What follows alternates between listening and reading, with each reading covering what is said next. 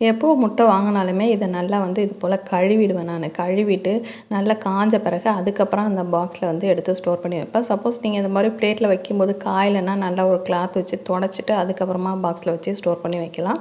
But வந்து நான் 2 நாளைக்கு முன்னாடி ஒரு நியூஸ் பார்த்தேன். அதாவது முட்டை வந்து ஃப்ரிட்ஜில் ஸ்டோர் பண்ணக்கூடாது அப்படின்னு சொல்லி.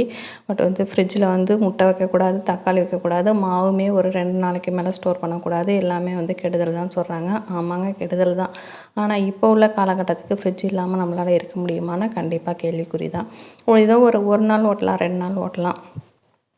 பட் ஆனால் வந்து ஃப்ரிட்ஜ் இல்லாமல் கூட ஏதோ 2 நாள் ஓட்டிடுவாங்க. ஆனால் இப்போ உள்ள பிள்ளைகளுக்காகட்டும், இல்லை பெரியவங்களுக்காகட்டும், ஃபோன் இல்லாமலோ இல்லை இன்டர்நெட் இல்லாமலோ ஓட்டுறது தான் பெரிய சேலஞ்சிங்காக இருக்கும் அப்படின்னு சொல்லி நான் நினைக்கிறேன். நீங்கள் என்ன நினைக்கிறீங்கன்னு சொல்லி கமெண்ட்டில் சொல்லுங்கள். நைட்டு பார்த்திங்கன்னா சாப்பாட்டுக்கு முட்டை கிரேவியும் சப்பாத்தியும் செஞ்சு நல்லா சூப்பராக சாப்பிட்டாச்சு. வீடியோ பிடிச்சிருந்தா மறக்காமல் லைக் பண்ணுங்கள்.